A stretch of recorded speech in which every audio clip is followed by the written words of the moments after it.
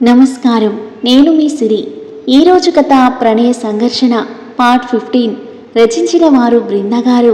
ఇక కథలోకి వెళ్తే, కార్తీక్ ఆమె తల నిమురుతూ ఉంటే అతని గుండె చప్పుడు వింటూ హాయిగా కళ్ళు మూసుకుంది. మార్నింగ్ ఫ్రెష్ అయి కిందకి వచ్చింది నందు. కార్ సౌండ్ వినిపించి బయటికి వెళ్ళి చూడగా వర్ధిని, ప్రతాప్లతో పాటు ప్రీతి కూడా రావడం చూసి నందు మొహం వాడిపోయింది. ఇదెందుకు వచ్చింది? ఇప్పటికే కార్తీక్కి నాకు మధ్య బోలెడని సమస్యలు, మళ్ళీ ఇదొకటి టింగురంగా అంటూ వచ్చేసింది నా ప్రాణం తీయడానికి అని కోపంగా తన వైపు చూసింది. లోపలికి వచ్చి బ్యాగ్ సోఫాలో పడేసి బావా బావా అని పిలుస్తూ పైకి పరిగెత్తింది ప్రీతి. ఈ దొంగ మొహంది పైకెళ్తుంది, ఏం చేస్తుందో ఏంటో అని అటువైపు టెన్షన్గా చూస్తుంటే అమ్మ నందిని కాఫీ తీసుకురమ్మా అని వర్ధిని పిలవగా సరే అమ్మమ్మ అంటూ కిచెన్లోకి వెళ్ళింది. ఇద్దరికీ కాఫీ ఇచ్చి తను పక్కనే కూర్చుని కాఫీ తాగుతూ ఉంది. ప్రతాప్ లోపలికి వెళ్ళగానే డల్గా పీకుపోయిన నందు మొహం చూస్తూ ఏమైందిరా, ఎందుకలా ఉన్నావు? పెళ్లిలో కూడా నీరసంగా ఉన్నావు, దేని గురించైనా బాధపడుతున్నావా అని నందు చెయ్యి పట్టుకుని ఆప్యాయంగా అడిగింది వర్ధిని. అదేం లేదమ్మమ్మా, నేను బానే ఉన్నాను అంది మెల్లగా. అమ్మ నాన్న గురించి బెంగ పెట్టుకుని ఉంటావు, కొన్ని రోజులు ఇంటికి వెళ్ళిరా, మరి కార్తిక్కి నేను చెప్తాను అంది వర్ధిని. అమ్మో, ఆయన వదిలి నేనెక్కడికి వెళ్ళనమ్మమ్మా అంది నందు వెంటనే. వర్ధిని చిన్నగా నవ్వుకుంది. అంతలోనే కార్తిక్ రూమ్ నుండి ప్రీతి పెద్దగా అరవడంతో ఉలికిపడి ఫాస్ట్గా పరిగెత్తింది నందు. ఏం జరిగింది అంది కార్తిక్ ప్రీతిని అయోమయంగా చూస్తూ. ప్రీతి సిగ్గుపడుతుంటే టెన్షన్ ఎక్కువైంది నందుకి. ఏం జరిగింది? స్వరం రెట్టించి మళ్ళీ అడిగింది. బల్లి కింద పడింది, దాన్ని చూసి భయపడి అరిచింది. ప్రీతి, నువ్వు బయటకు వెళ్ళు అని కార్తీక్ అనగా మూతి తిప్పుకుంటూ కిందకి వెళ్ళిపోయింది ప్రీతి. నిజంగానే బల్లి పడిందా? అయితే బల్లేది అనుమానంగా చూస్తూ అడిగింది నందు. కార్తీక్ అలాగే చూస్తుండడంతో నిజంగా బల్లేనా లేదా మీరు తనని ఏమైనా అని నందు అంటూ ఉంటే కార్తీక్ నందు నోరు మూశాడు. నందు గుడ్లు మిటకరించి చూస్తుంటే ఏంటి భయపడ్డావా? నువ్వే కదా మరదల్ని పెళ్లి చేసుకో అని వెళ్ళిపోయావు, అది ఇంకా నన్ను ప్రేమిస్తుంది, పెళ్లి చేసుకుని నీకు సవతిని చేద్దామని చూస్తున్నాను, ఏమంటావు అన్నాడు కొంటెగా కన్నుగేటి. నందు చురుగ్గా అతని వైపు చూసి ఇప్పుడు నేను మీ భార్యను, ఇంకో దాన్ని చేసుకుంటా అంటే నేను చూస్తూ ఊరుకుంటా అనుకున్నారా? దాని కాళ్ళు విరిచి పొయ్యిలో పెడతా, గుడ్లు పీకి కాకులకు గద్దలకు వేస్తా అని తిడుతుంటే ఉడుక్కుంటున్న నందు మొహాన్ని చూసి నవ్వొచ్చింది కార్తిక్కి. నవ్వు ఆపుకొని ఎలాగో నువ్వు నన్ను లవ్ చేయట్లేదు కదా, నేను ఏం చేస్తే నీకేంటి అన్నాడు ఆమెకి దగ్గరగా అడుగులు వేస్తూ. నందు వెనక్కి జరుగుతూ లవ్ చేయట్లేదని ఎవరన్నారు అని తనలో తానే కొనుక్కుంది. ఏమన్నావు వినిపించలేదు అన్నాడు ఆమె బుగ్గపై వేలితో రాస్తూ. ఏం లేదు అని తల ఆడించింది నందు.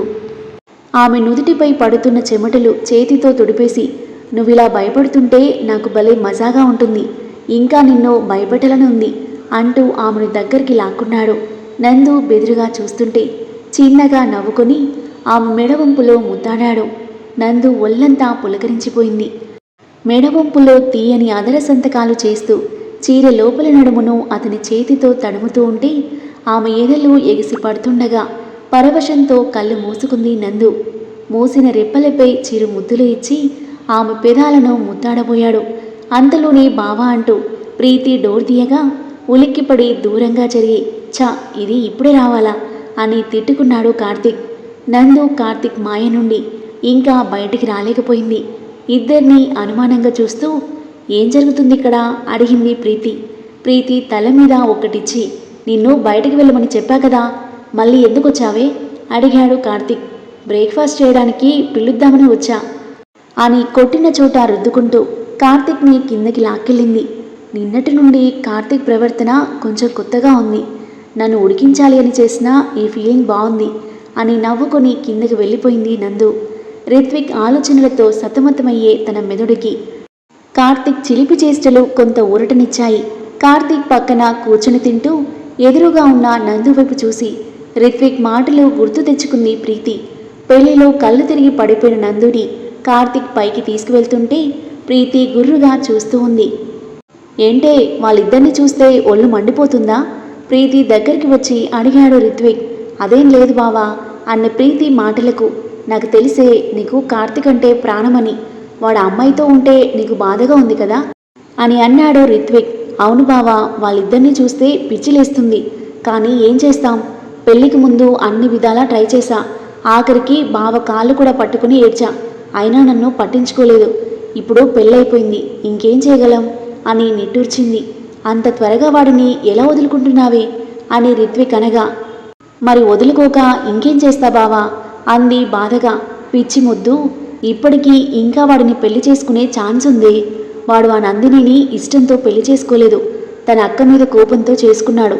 సో తనకి అంత తొందరగా దగ్గరవ్వలేడు. నువ్వు వాడి దగ్గరగా ఉండి ఏదో ఒకటి చేసి తన మీద ఉన్న కోపాన్ని నీ మీద ప్రేమగా మార్చుకో అన్నాడు. ప్రీతి ఆలోచనలో పడింది. కానీ బావా, ఇన్ని సంవత్సరాలుగా ఒప్పుకొని వాడు ఇప్పుడు ఒప్పుకుంటాడంటావా అనుమానంగా అడిగింది ప్రీతి. ముందు వాళ్ళిద్దరినీ విడగొట్టే ప్రయత్నం చేస్తే వేరే దారి లేక చచ్చినట్టు నీకు దగ్గరవుతాడు, ప్రయత్నించు అన్నాడు రిత్విక్ కార్తిక్ మీద ఉన్న పిచ్చి ప్రేమతో. సరే బావా అంది ప్రీతి నవ్వుతూ. అబ్ మజాయగా అని నవ్వుతూ వెళ్ళిపోయాడు రిత్విక్. అలా రిత్విక్ మాటల వల్ల కార్తిక్ ఇంటికి వచ్చింది ప్రీతి. ప్రీతి తండ్రి ప్రసాద్ నుండి ఫోన్ రావడంతో మాట్లాడి బాధగా ఫోన్ పెట్టేశారు ప్రతాప్. ఏమైందండి, ఎవరు ఫోన్లో అడిగింది వర్ధిని. ప్రసాద్ చేశాడు. Shivaram company central data server సిస్టమ్స్ని ఎవరో హ్యాక్ చేశారట. అన్ని బ్రాంచ్లో ప్రొడక్షన్ వర్క్ మొత్తం ఆగిపోయి క్లయింట్ శివరాం మీద ప్రెషర్ పెడుతున్నారట. ఎంత ట్రై చేసినా ప్రాబ్లం ఎవరు క్రియేట్ చేశారో అర్థం కాక శివరాం రిత్విక్ చాలా టెన్షన్ పడుతున్నారట. ఈ ఒక్క రోజుకే 100 కోట్ల నష్టం. ఇది ఇలానే సాగితే శివరాం బిజినెస్ షేర్స్ మొత్తం నష్టాల బాట పడతాయి అని బాధగా నిట్టూర్చాడు ప్రతాప్. కార్తిక్ తనలో తానే నవ్వుకున్నాడు. వర్ధిని కార్తిక్ వైపు చూసి, నాన్న కార్తిక్, నువ్వేమైనా వాళ్ళకి హెల్ప్ అనే మాట పూర్తయ్యేలోపే గ్రాని అని గట్టిగా అన్నాడు కార్తిక్. వర్ధిని మౌనంగా ఉండిపోగా నందు ప్రీతి సైలెంట్గా చూస్తున్నారు. తినడం ముగించి నందుకి నవ్వుతూ బాయ్ చెప్పి ఆఫీస్కి వెళ్ళిపోయాడు కార్తిక్. రిత్విక్ బావ చెప్పినట్టు కార్తిక్ బావ దీని మీద కోపంతో ఉన్నట్టు కనిపించడం లేదు. వీళ్ళింకా దగ్గర కాకముందే బావ దీన్ని అసహించుకునేలా చేసి ఇంటి నుండి బయట గెంటేలా చేయాలి అని మనసులో అనుకుని తన పీత బుర్రకి పదును పెడుతూ ఉంది. వెలిగిపోతున్న మొహంతో ఆఫీస్కి వస్తున్న కార్తిక్ని ఆశ్చర్యంగా చూస్తూ, ఏంట్రా నువ్వేనా? ఎప్పుడు ఏదో పోగొట్టుకున్నట్టు మొహం వేలాడేసుకొని గంభీరంగా ఆఫీస్కి వచ్చే నువ్వు ఈరోజు లవర్ బాయ్లా నవ్వుతూ వస్తున్నావు, ఏంటి సంగతి కళ్ళెగరిస్తూ అడిగాడు శశి. కార్తిక్ తన సీట్లో కూర్చొని, అదంతా మ్యాజిక్, ఇకపై పాత కార్తిక్ మళ్ళీ కనిపించాడు అన్నాడు నవ్వుతూ. శశి విచిత్రంగా చూసి అంతలోని ఏదో గుర్తొచ్చి, రేయ్ మీ అన్నగాడి కంపెనీ సర్వర్స్ ఎవరో హ్యాక్ చేశారట కదా అన్నాడు. కార్తిక్ నవ్వుతుంటే, రేయ్ కొంపదీసి నువ్వు చేశావా ఏంటి అడిగాడు అనుమానంగా చూస్తూ. కొంపదీయకుండా నేనే చేశా అన్నాడు కార్తిక్. అంత పని ఎందుకు చేశావురా? వాడు నీకు కాంపిటీషన్ కూడా కాదు. వాడు చేసిన పనికి వాడిని వెంటనే చంపేయాలి అనుకున్నాను. కానీ గ్రాని తాతయ్య వాళ్ళు బాధపడతారని ఆగిపోయాను. అలా అని వాడిని వదలను. ఎందుకు బ్రతికున్నానా అని వాడు క్షణం నరకం అనుభవించేలా చేస్తాను అని పళ్ళు నూరుతూ అంటూ ఉంటే శశి షాకింగ్గా చూసి, అంతలా వాడేం చేశాడురా అన్నాడు. నా మీద కోపంతో నందినిని నాకు దూరం చేసింది వాడేరా అన్నాడు కార్తిక్ కోపంగా. నమ్మలేనట్లుగా చూశాడు శశి. ఈ కార్తిక్ ఆట మొదలు పెడితే ఎలా ఉంటుందో ఇప్పుడు తెలుస్తుంది వాడికి అన్నాడు. అంటే నందిని ప్రేమ నిజమే కదా? నీకు చెప్పా కదరా, తన కళ్ళలో క్లియర్గా ప్రేమ కనిపిస్తుంది అని. నువ్వే పిచ్చోడివి, అనవసరంగా తనని దూరం పెట్టావు. ఇప్పటికైనా తనని ప్రేమగా చూసుకో అన్నాడు శశి. కార్తిక్ నవ్వుతూ తన వర్క్లో మునిగిపోయాడు. అమ్మయ్యా, నాకు మంచి రోజులు వచ్చేశాయి. ఈ లవర్ బాయ్ రోజు త్వరగా ఇంటికి వెళ్ళి ఆఫీస్కి లేటుగా వస్తాడింకా అని సంతోషంగా నవ్వగా, ముందు పని చూడరా అని తల మీద ఒక్కటిచ్చాడు కార్తిక్.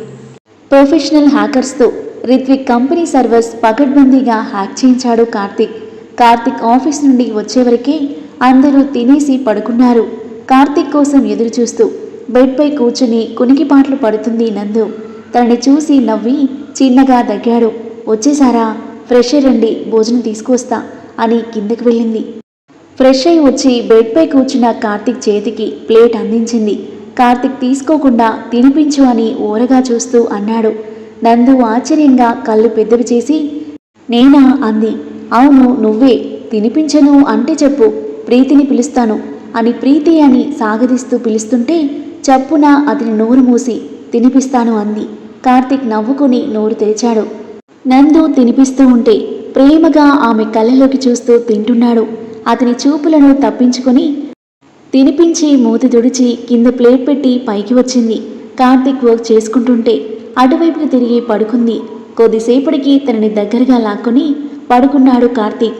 తెల్లవారుజామున ఫోన్ రింగ్ అవడంతో మేల్కొన్న నందు ఫోన్ తీసుకుని చూసింది. మనోజ్ చెల్లి దీప్తి నుండి కాల్. మెల్లగా లేచి బాల్కనీకి వెళ్ళి లిఫ్ట్ చేసింది. నందు, మీ అక్క ఇక్కడే కోల్కతాలో ఉంది అని అనగానే నందు మొహం సంతోషంతో ఉప్పొంగిపోయింది. నిజంగానా? ఎక్కడుంది? క్షేమంగానే ఉంది కదా? కళ్ళ నీళ్లతో అడిగింది నందు. నీకు వీడియో పంపించాను చూడవే అంది దీప్తి. వెంటనే నందు వీడియో ఓపెన్ చేసింది.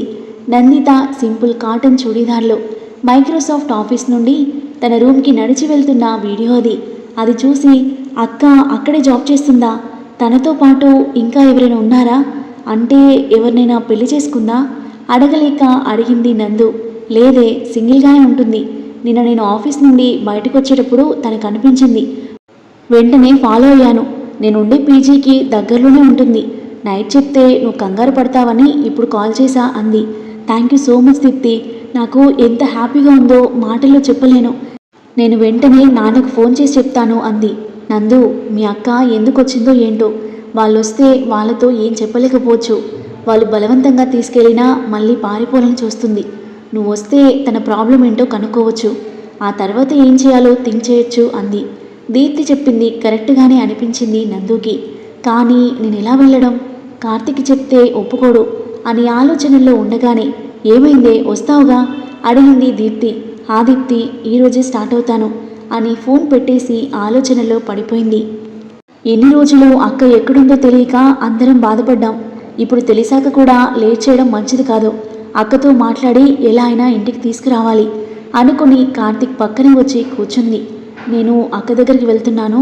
మీకు చెప్తే నన్ను వెళ్ళనివ్వరు. అందుకే చెప్పకుండా వెళ్తున్నాను. నన్ను క్షమించండి అని మనసులో అనుకుని ఒక పేపర్ మీద అక్క కోసం కోల్కతా వెళ్తున్నా. అక్కని తీసుకుని త్వరగా వస్తాను. చెప్పకుండా వెళ్తున్నందుకు నన్ను క్షమించండి అని రాసి టీపాయ్ మీద పెట్టి దానిపైన వాటర్ బాటిల్ పెట్టింది. 2 డ్రెస్సులు బ్యాగ్లో ప్యాక్ చేసుకుని సారీ కార్తీక్ అని అతని నుదుటిపై పెదాలు ఆనించి బయటకి వెళ్ళిపోయింది. ఎయిర్పోర్ట్కి వెళ్ళి కోల్కతాకి వెళ్ళే ఫ్లైట్లో కూర్చొని కళ్ళు మూసుకుంది. ఫ్లైట్ స్టార్ట్ అవ్వగా మెల్లిగా కళ్ళు తెరిచి పక్కకి చూసింది. పక్క సీట్లో తనని కోపంగా చూస్తున్న కార్తీక్ కనిపించేసరికి గతుక్కుమంది నందు. నిజంగానే కార్తీకేనా అని కళ్ళు నలుముకొని చూసింది. గుర్రుగా చూస్తున్న కార్తీక్ని చూసి ఇలా బుక్ అయ్యానేంటి, నా పని అయిపోయింది అని దీనంగా అతని వైపు చూసింది. అది కాదండి అని ఏదో చెప్పబోయిన నందు మీదకి నిన్ను అని చెయ్యెత్తాడు. కార్తీక్ కొడుతున్నాడు అని భయంగా కళ్ళు మూసుకున్న నందు అతని చెయ్యి ఆమె చెంపని తగలకపోవడంతో మెల్లిగా కళ్ళు తెరిచింది. మీ అక్క గురించి తెలిసినప్పుడు నాకు చెప్పొచ్చుగా. ఇలా ఒంటరిగా వెళ్తే నీకేమైనా అయితే ఎవరిది రెస్పాన్సిబిలిటీ అని గట్టిగా అరిచేసరికి నందు కళ్ళలో నీళ్లు తిరిగాయి. ఆమె కళ్ళలో నీళ్లు చూసి కొంచెం కూలయ్యాడు కార్తీక్. సారీ అండి, మీకు చెప్తే మీరు వద్దంటారని చెప్పలేదు.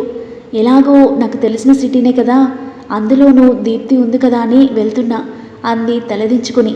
సరే ఏడవకు, ఊరుకో అని ఆమె తలెత్తి కన్నీళ్లు తుడిచి ఇంకోసారి ఇలా చెప్పకుండా ఎక్కడికి వెళ్ళకు అన్నాడు. సరే అని తల ఆడించింది.